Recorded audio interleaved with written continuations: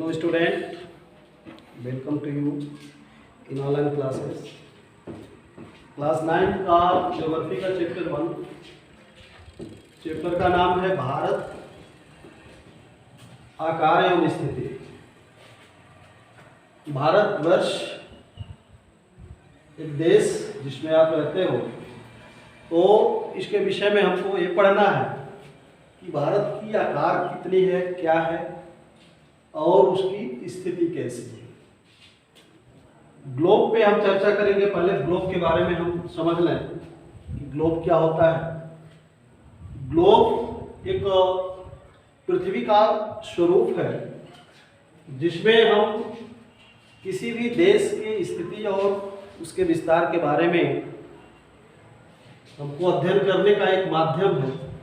इसके माध्यम से हम भारत की स्थिति एवं विस्तार के बारे में चर्चा कर लेंगे और ये ग्लोब किसी भी देश के स्थिति और उसके विस्तार को निर्धारित करने का एक माध्यम है।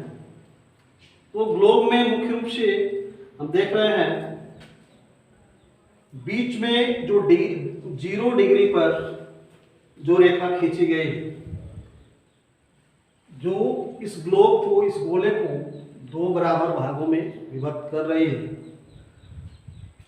इसमें हम दिशा का निर्धारण कैसे करते हैं, तो एक यहाँ पे बनाया गया है चित्र के माध्यम से हम देख रहे हैं कि जो तीर है ऊपर जो दिशा निर्देश किया गया है वो उत्तर होता है और नॉर्थ जिसको इंग्लिश में बोलेंगे, और नीचे जो है दक्षिण।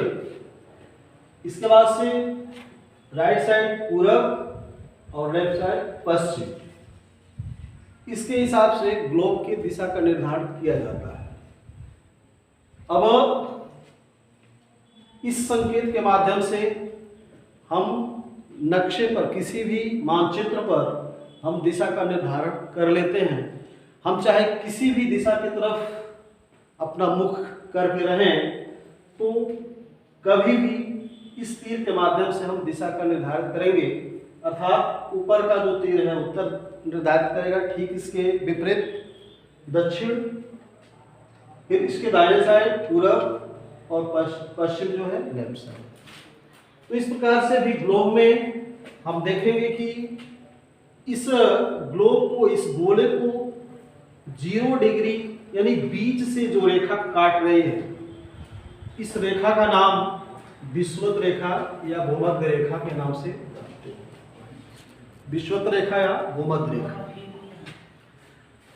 तो ये जो ग्लोब को 2 बराबर भागों में बीच से जो बांट रहा है, तो इस ग्लोब का ऊपर का जो हिस्सा होता है उसको उत्तरी गोलार्ध के नाम से जानते हैं, और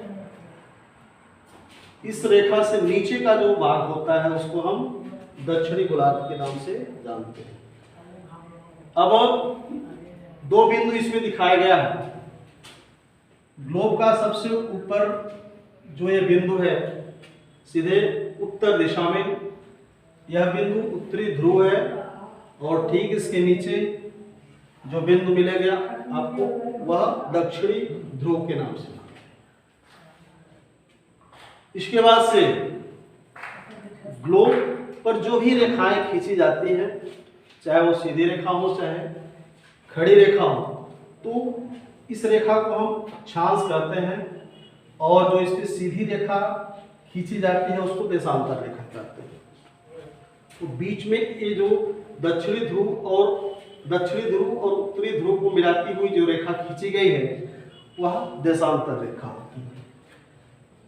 0 डिग्री से जब ऊपर जाते हैं उत्तरी गोलार्ध में जाते हैं, और 0 डिग्री से जब नीचे आते हैं तो वह दक्षिण गोलार्ध में जाते हैं। इसमें जो रेखाएं खींची गई काल्पनिक रेखा है, कोई विशेष प्रकार की कोई रेखाएं नहीं होती हैं। ये सब काल्पनिक रेखा होती है जो डिग्री पे डिपेंड करती हैं। तो ऊपर का जो 23 डिग्री 30 मिनट इसको पढ़ते हैं, और उसको दूसरे रूप में भी पढ़ सकते हैं, 23.5 डिग्री इसको बोलेंगे। तो 23.5 डिग्री ऊपर का जो रेखा है उसको हम कहते हैं कर्क रेखा, और ठीक 0 डिग्री से नीचे 23.5 डिग्री का जो रेखा होता है उसको हम मकर रेखा के नाम से जानते हैं। तो एक सामान्य चर्चा ग्लोब के बारे में आपको समझाया गया, इसको आप और बेहतर तरीके से समझने का प्रयास करिएगा। हमारा जो टॉपिक है वो भारत की कंडीशन, भारत की स्थिति को दर्शाना है ग्लोब पर। भारत की जो स्थिति है उसके विषय में चर्चा करना है। तो भारत का नक्शा मानचित्र जो आपके सामने है उसको देखते हुए उसका अवलोकन करेंगे कि भारत की जो कंडीशन है, भारत की जो स्थिति है वो ग्लोब पे कहाँ है। जैसा कि आप जानते हैं भारत एक बहुत ही विशाल देश है और भारत के विषय में आपको पिछले क्लासेस में आपको बताया भी गया होगा कि भारत के उत्तर दिशा में हिमालय पर्वत से लेकर नीचे हिंद महासागर तक यह एशिया के दक्षिणी छोर पे स्थित एक देश है। अब इसके स्थिति को अगर हम देखें तो स्थिति को देखते हुए हम ग्लोब का सहारा लेंगे और उसमें अक्षांश और देशांतर को प्रदर्शित करते हुए इसकी स्थिति का अवलोकन करेंगे। भारत जो है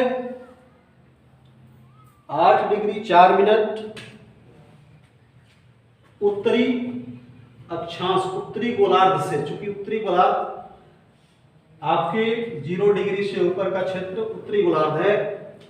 हाँ, एक चीज और समझिए, ये जो कर्क रेखा 23 डिग्री 30 मिनट जो कर्क रेखा है, यह रेखा जो है भारत को 2 बराबर भागों से बांटती हुई, यानी बीच से गुजरती हुई जाती है। तो इस प्रकार आप देखेंगे कि भारत की जो स्थिति होगी और यह उत्तरी गोलार्ध में कर्क रेखा जो भारत को 2 बराबर भागों से बांटती है और इसके तहत भारत के जो राज्य हैं जैसे गुजरात, राजस्थान, मध्य प्रदेश, छत्तीसगढ़, झारखंड, पश्चिम बंगाल, त्रिपुरा और मिजोरम, इन प्रांतों से होता हुआ कर्क रेखा जो है भारत को 2 बराबर भागों में बांटती है। तो भारत की स्थिति के बारे में अगर चर्चा करें तो 8 डिग्री 4 मिनट उत्तरी अक्षांश से लेकर 37 डिग्री 6 मिनट उत्तरी गोलार्ध तक उत्तर और दक्षिण की इस कंडीशन को दर्शाती है। यानी ग्लोब पर भारत की जो स्थिति है 8 डिग्री 4 मिनट उत्तरी गोलार्ध से लेकर 37 डिग्री 6 मिनट उत्तरी गोलार्ध तक भारत उत्तर और दक्षिण के स्थिति पे अक्षांश के द्वारा निर्धारित है। अगर देशांतर की बात करें तो 68 डिग्री 7 मिनट पूर्वी देशांतर से। अब देखिए यहाँ पे जो ये भूमध्य देशांतर रेखा खींचा गया है तो यह जो है ग्लोब को भी 2 बराबर भाग में बांट रही है। तो इधर का जो भाग होगा वो पूर्वी गोलार्ध होगा और इधर का जो भाग होगा वो पश्चिमी गोलार्ध होगा। तो अगर हम इसकी गणना करते हैं तो यह पूर्वी गोलार्ध में आएगा। तो 68 डिग्री 7 मिनट पूर्वी देशांतर से 97 डिग्री 25 मिनट पूर्वी देशांतर तक भारत की स्थिति अक्षांशी रेखाओं के माध्यम से निर्धारित की जाती है।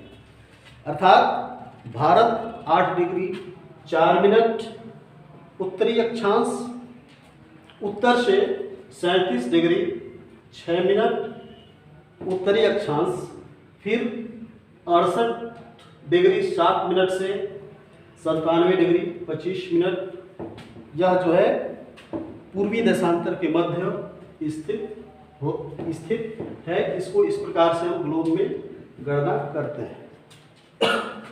अगर विस्तार देखा जाए तो विस्तार में भारत जो है उत्तर पश्चिम, उत्तर पूर्व,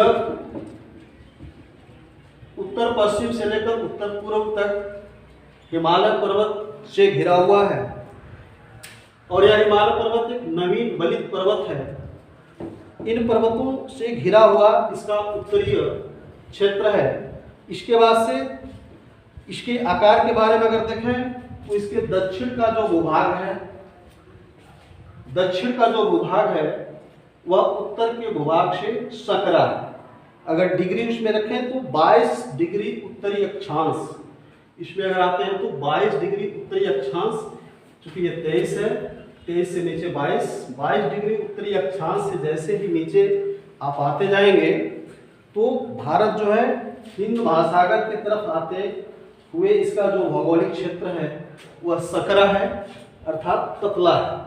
ऊपर का क्षेत्र विस्तृत है और जैसे जैसे नीचे आएंगे यह जो है महासागर की ओर आते हुए सकरा स्थिति, यानी कि उसकी भौगोलिक स्थिति जो है सकरा है। इसके बाद से इसमें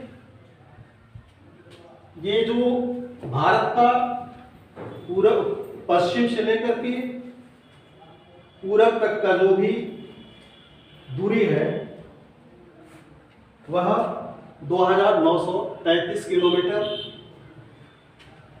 भारत के पश्चिम का सबसे आखिरी जो बिंदु है वह गुजरात जिले का कच्छ का रण जो है गुजरात जिले में है। तो भारत का जो सबसे पश्चिमी जो बिंदु है वह कच्छ का रण है। इसी प्रकार से अगर देखें तो सबसे पूर्वी भाग जो है भारत का वो म्यांमार से सटा हुआ, म्यांमार की सीमा पर अरुणाचल प्रदेश लोहित जिला, अरुणाचल प्रदेश में लोहित जो जिला है वह जो है सबसे पूरब का ये बिंदु है, पूरब का ये स्थान है। अगर उत्तर दिशा की बात करें, सबसे भारत का सबसे ऊपरी जो बिंदु है उसको हम इंदिरा कॉम के नाम से जानते हैं, जो जम्मू कश्मीर में स्थित है। और भारत का जो सबसे दक्षिण पॉइंट है, दक्षिण बिंदु है वो इंदिरा पॉइंट है। इसका जो दूसरा नाम है इसको पिग्मेलियन पॉइंट भी कहा जाता है। इस प्रकार से हम देख रहे हैं भारत का ये मुख्य भूभाग, जिसका अगर उत्तर का सबसे लास्ट सिरा अगर बोले तो इंदिरा काल जो जम्मू कश्मीर में है, और सबसे दक्षिणी जो बिंदु है वो इंदिरा पॉइंट है जो तमिलनाडु राज्य में है, जिसको हम पिग्मेलियन पॉइंट भी कहते हैं। इस प्रकार से भारत की जो स्थिति है ग्लोब में आपको बताया गया। भारत एक उपमहाद्वीप के रूप में भी जाना जाता है। क्यों? क्योंकि भारत जो है ग्लोब पे जनसंख्या के हिसाब से अगर देखें तो एशिया में एक महत्वपूर्ण स्थान है। चीन के बाद पांचवा स्थान भारत का आता है। तो इस हिसाब से भारत दक्षिण एशिया का सबसे बड़ा देश है और यह एक अपने आप में एक उपमहाद्वीप के रूप में भी जाना जाता है। जैसे भारत जो है अपने पड़ोसी देशों से मिलकर एक उपमहाद्वीप का निर्माण करता है। भारत के उत्तर पश्चिम में अगर देखें तो पाकिस्तान है, उत्तर पश्चिम का जो क्षेत्र है आपके मानचित्र में यह चित्र आएगा तो पाकिस्तान है। उसके बाद से केंद्र में स्वयं भारत है। फिर उत्तर में अगर देखें तो नेपाल है और उत्तर पूर्व में भूटान, उत्तर पूर्व में भूटान और बांग्लादेश। इस प्रकार से यह जो है भौगोलिक क्षेत्र से लगा हुआ 5 देश आपस में मिलकर एक बहुत ही बड़े भूभाग का निर्माण करते हैं, इसलिए इसको हम उपमहाद्वीप के नाम से भी जानते हैं। इसके अलावा भारत के पूरब पश्चिम दिशा में अगर देखें तो अरब सागर में मालदीव एक अन्य देश उसके पड़ोसी देश के रूप में है, और भारत के ही क्षेत्र का जो अन्य क्षेत्र है अंडमान निकोबार द्वीप समूह, वो भी भारत की एक विशाल देश को परिलक्षित करता है। इसके बाद से अगर दक्षिण में देखें तो भारत के दक्षिण में उसके पड़ोसी देश के रूप में श्रीलंका है। तो इस प्रकार से एशिया के दक्षिणी छोर पर भारत की स्थिति एक अपने आप में महत्वपूर्ण स्थिति है, जो जिसकी बनावट और सांस्कृतिक विशेषता पूरे विश्व को प्रभावित करती है। तो आप भारत की स्थिति और उसके कुछ खास विशेषताओं के बारे में थोड़ा सा परिचय इस वीडियो के माध्यम से आपको प्राप्त हुआ है। इसके बाद से अगले वीडियो में इसके विस्तृत आकार के विषय में चर्चा की जाएगी। आज के वीडियो में सिर्फ इतना ही। धन्यवाद।